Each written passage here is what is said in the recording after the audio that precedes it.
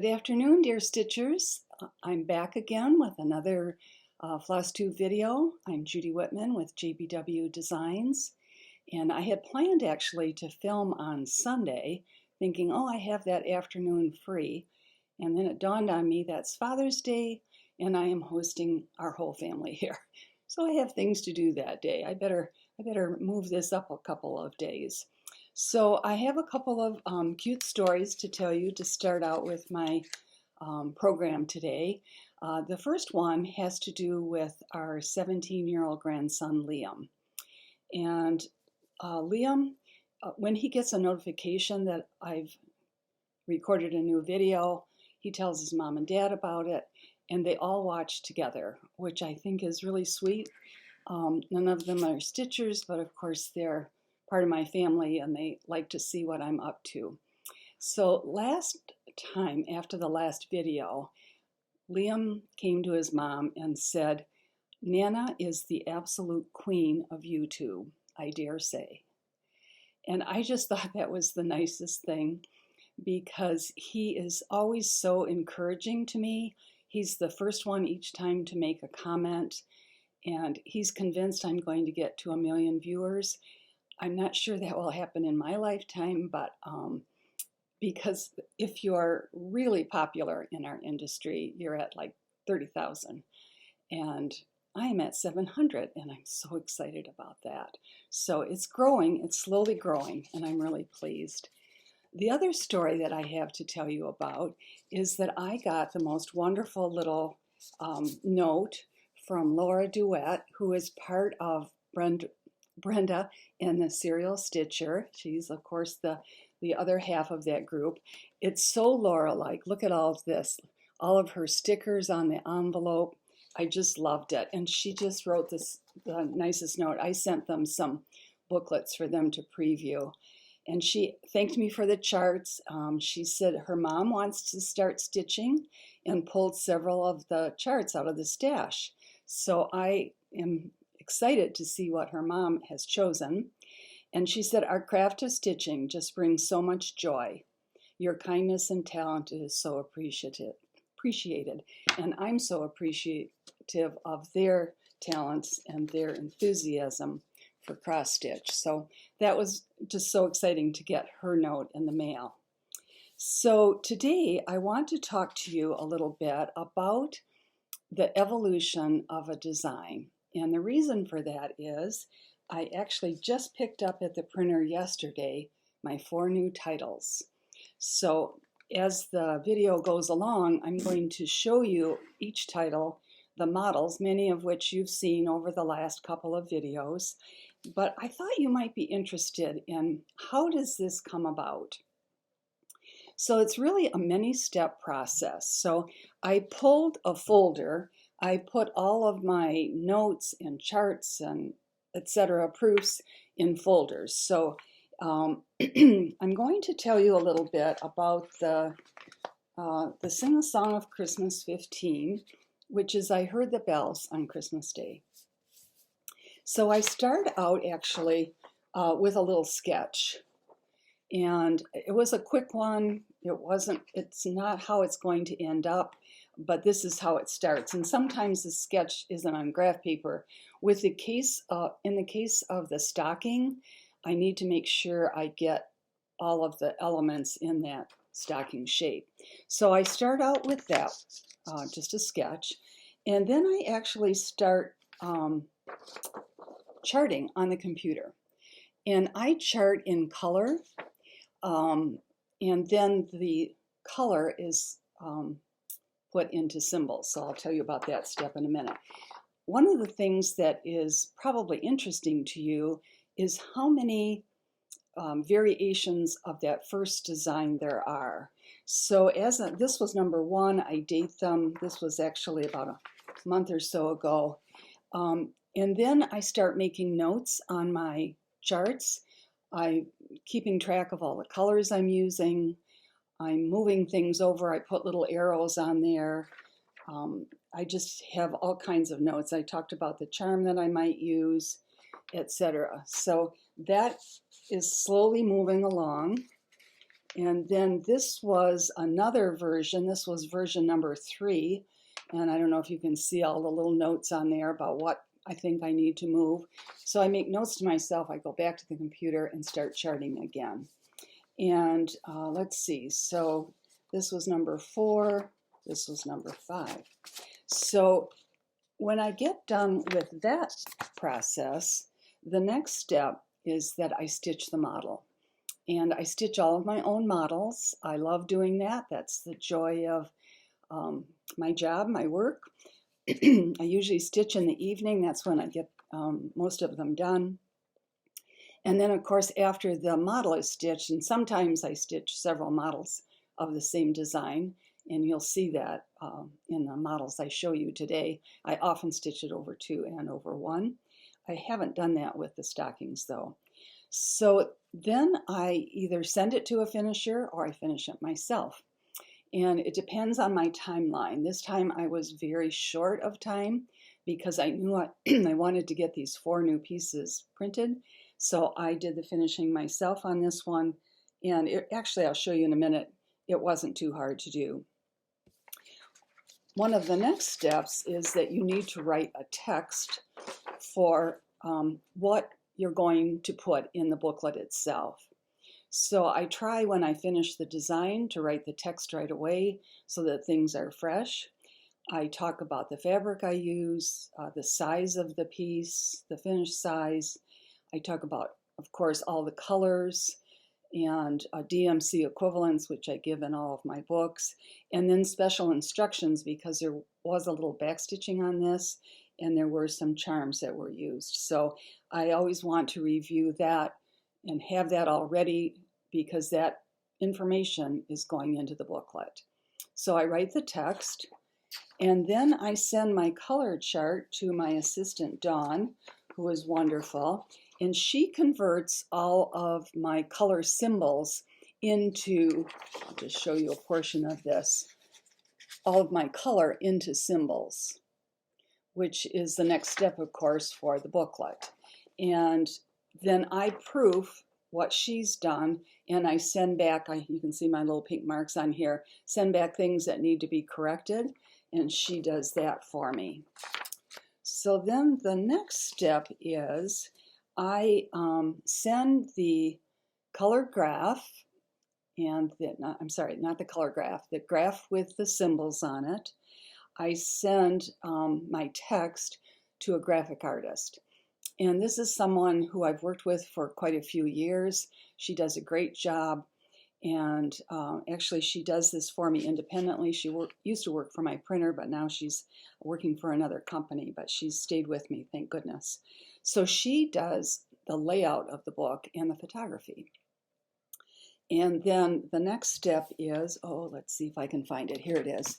So after she has done that, then I get a proof from her. And so this was the first proof that came through. And I go through and make sure that everything that is in the booklet is correct. Dawn and I usually try to proof these together because proofing is very tricky. It's very hard to see your own mistakes. So I send the corrections back to the graphic artist, and then she sends me a second version. So before we go to the printer, we have to make sure that we have everything perfectly right. I will tell you that, of course, we're human. We make mistakes. That when I get an email or a message from someone or a phone call saying, "Oh, did you know in this book this is wrong?" My heart kind of falls to my stomach because I think, oh my goodness, I missed it. And then we didn't mean to do that, of course. We never mean to do that. So when that happens, then we publish a correction on my Friends of JBW Design website. We also often have a sticker that we put in the book to correct what might be wrong. So after the proofs come back from the graphic artist, hope this isn't too long, those go to the printer. And then they too give me a proof. It's called a hard copy. So I actually go into the printer to look at the cover and the inside to make sure that the colors are right, that the charts look crisp. And then once that is approved, then they print them and I'm on my way. So yesterday I picked up the new books. I was very excited, and that is kind of the sequence of how a design is developed. So let's look at, I'm going to put some things away here. I have many, many notes. Let's look at the models, and I want to give you information on each model and the fabric I used and the fibers I used. So let's start with, you know that the series of Seasonal in the Rounds, it was started a couple months ago. So I did the winter and the spring, and so now we've got summer in the round, and this is what the booklet looks like. And for this particular model, it always will tell on the back, I used a 32 count Belfast linen for the model over 2. And then you know I love to stitch over 1.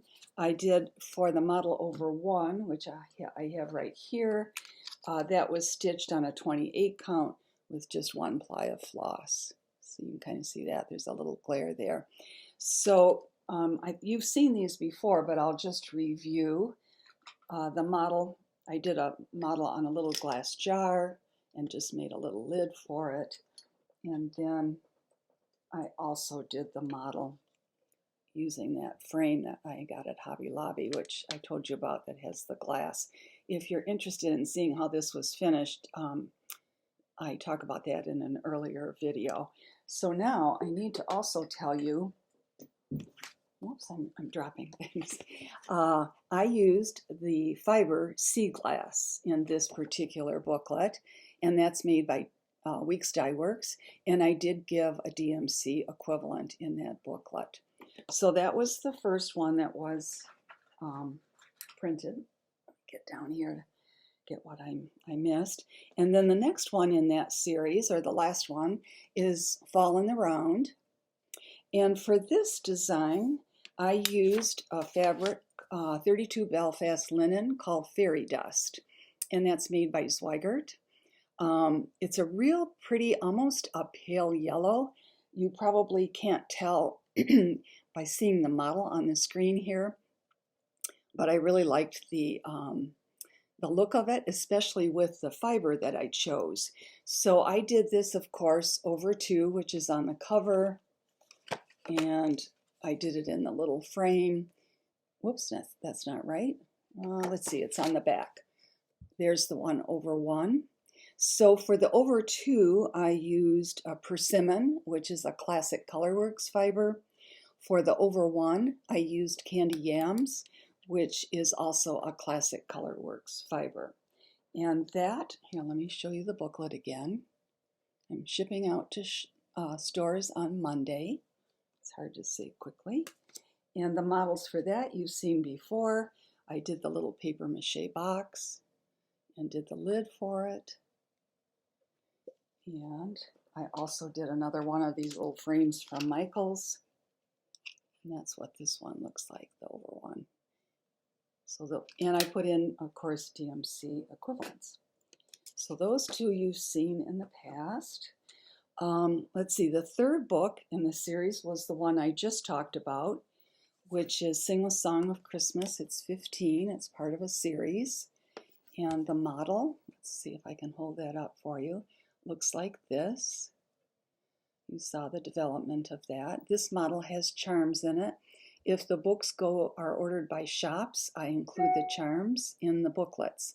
If they're ordered by the distributors just order the booklet itself. And this particular design was worked on a, let's look at my notes, a 32 count antique Belfast, antique white Belfast. I used quite a few colors, as you can imagine, in this piece. I used Weeks, Candy Apple, and then I also used classic Colorworks, Eve's Leaves, Dandelion Stem, Blue Beadboard, Watley Woodlands, see these fast, and Bamboo. And then I used a couple of DMC, and as I say, I always give, you can see the DMC equivalents there for each one, and special instructions. So that was the third design that was just released. And then the fourth one I have not shown to you before. Let's check my notes here. And these little, I call them candy cane pockets, were actually designed and used as a workshop for Needlework Galleria the last couple of years for their round robins. So they were available as a kit, but they've never been available in booklet form. And I'm trying to find my model and I have lost it. Where did it go? Well, I'm not sure. This might be it forever lost. I'll just have to tell you about it. So Candy Cane Pockets has this little gingerbread boy, and it is a little pocket to put either a gift card or a candy cane in. And then there also, the second design is just the little ice skates, and I worked that over 2 threads and I worked it over 1 thread. And I will tell you a little bit about the fabric for that. So for both of these, the missing one and this one, I used a fabric that's called opalescent. And it's a really cool, it was a 28 count. It has almost a crystal white look to it, almost like there's a crystal fiber woven through the linen. And I really like using it for Christmas designs. So that was used for this one and for the candy cane one. Let's see. I use DMC floss for the fibers in this. And I'll tell you, the finishing directions are actually included in the booklet. And the booklet actually is fairly good size, because to get all the finishing instructions in, we needed to include those next to the charts. So you can see that there's quite a long set of finishing instructions to help you get through putting it together. It's not hard. If you think about this, it's really just a board. And we've talked about the finishing before. I use something called comic board because it's just the nice weight. You can cut it with a scissor. And so you're going to cover one board with your backing fabric. You're going to cover your other board with your linen. And then you just take a separate piece of fabric and you put a little rickrack along the top. And this is laid over the board that has your design on it. And then the two are sandwiched together. You can hand sew them or glue them, and you put the cording around the outside edges. So both of these designs in this booklet, let me show you again, are looking like that. So that's the candy cane pocket. It would make a darling ornament on a Christmas tree. These are very quick to stitch. There's not much to them. I think you could probably stitch them in one evening and then set up a little plan for the finishing. So I've shown you the new ones. I want to tell you a little bit, one other idea that you could do with these designs. So I have done in the past a couple of designs, let me grab them here, that use the wooden sleds. And I don't know if you're familiar with the sleds, but they actually, when you order them, are brown. And I'm not real keen on dark brown, so I usually spray my sleds, and I either spray, I've done one book with red sleds and one with green. You could do white, any color you want, really. This is the larger sled. This fits the design over, if you did it over 2. And this is the smaller sled, and that would fit the design over 1. Well, these designs in here, in this booklet, would really look cute on the sleds. And so that's why I'm showing you this as another finishing idea. I'm going to try to show you all 3 of these. So this comes from a little book called Little Red Sleds. So there's Love, Noel, and a Little Village. These are the ones worked over 1. And let me set these down. It's interesting, I always notice that the sound echoes when it's too close to the computer. This is what the booklet looks like. So it's the little red sled booklet. And these are quite easy to finish. And maybe in another video I'll talk about how to finish the sleds. And then I have one other idea for you. So I did last year a little booklet that I called French Christmas Tags. And I just love these products. I'm actually out of them right now. I've ordered more. They do come from France. They come from a company called the Bee Company, and she makes the cutest buttons and products. So she has, let me hold them up like this. So she has two sizes of these. One is large and one is small. So I use this for the over 2 and this for the over 1. This is what that booklet looked like, the French Christmas Tags. And you could, these make darling ornaments too and are quick to stitch. So that's another idea, finishing idea, that you could do with this design. You could put them on the tags. So hopefully I haven't overwhelmed you with all these suggestions. Let's see, what else is on my notes? I wanted to show you 2 more designs in the stocking series. I talked about those last week. I think I'm done with that series, but we never know. My friend Dawn said the other day, oh, I bet you'll come up with something else, so we'll see. So this is Rudolph the Red-Nosed Reindeer, and let's see, you can see there's a little thread on the back here. The Velcro is used for display. This is what the stocking looks like, and this is what the booklet looks like.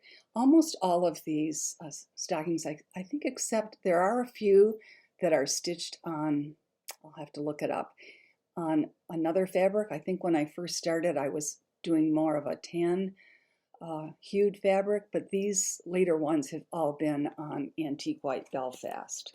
So that is that little design in the series. And then I also did one called, and this was I think from last year, We Three Kings. So that was song 13. Let's look that up. Yep, that was on antique white also. This is what the stocking looks like. My finisher Mona did the most fabulous job with her ruched ribbon around the edges. I just love how that turned out. Let me do this. So those are the designs that I have to show you today. Let's see, I'm working on a couple things that are so much fun. I'm still charting more red samplers, and last week I charted the largest one that I own. It's probably, I don't know, like 2 feet wide and about this high, and it's Italian. And I wrote to my friend Romy, who is the Italian designer who does her hand-dyed threads, and I asked her if she would translate the wording at the bottom for me. And so another week I'll show you this sampler. I'm so excited because she said it indicates that it was probably done by a 7 or 8 year old, which just blows us all away to think about a little girl doing this sampler, but it's just charming. It's an alphabets, of course, but it's so neat. So I'm working on that. I am busily working on 4 new designs to be released in August, so along the way I'll start to give you hints about those. I wanted to tell you about, I think I mentioned this shop last week, Needleworker's Delight, which is in New Jersey. This is actually a division, it's part of the Zweigert store I talked about. I have a cute story to tell you about that. I saw a video recently, and it was taken at Celebrations, the show that was in May. And a young girl who I don't think was familiar with Zweigert was talking about the show and what it was like. And she said everyone who rushed in rushed over to see those guys from New Jersey. And I don't think she realized these guys from New Jersey are Zweigert. And they have a fabulous company, as you all know, because we love so many of their fabrics. So they have a retail store. And if you're ever in that area, I'll encourage you to contact them. I really enjoy both owners. They will be at the Needlework Galleria in September that I have talked about. So that's my shop information for this week. You know that I have a Friends of JBW Designs Facebook page, and I do a contest every 2 weeks. This week I'm trying to think, I think I had a lobster up there and a seagull, and so I encourage you to vote for your favorite. The finishing on those is beautiful. I also have an Instagram page, and that is judy.whitman. I'm not sure why it's not JBW Designs. And of course, I'm not wise enough to figure out how to change that, but that's okay. I like doing the Instagram post too. So I think that's it for today. I want to thank you again. I just can't believe that so many of you are taking time to watch the videos and to tell me the things that you appreciate about them. I think the finishing tips are one of the most popular parts of them because people need to know how to finish their own designs. So for those of you who have a husband, a son-in-law, a son, whatever, who are fathers, or your father is still with you, I hope you have a wonderful day on Sunday. I will be celebrating with my husband and my son Mark and my son-in-law Craig. So we're looking forward to a great day. A picnic out on the porch is the plan. So write to me, let me know what questions you have, and I'll be sure to answer them on the next one. Thank you. Bye-bye.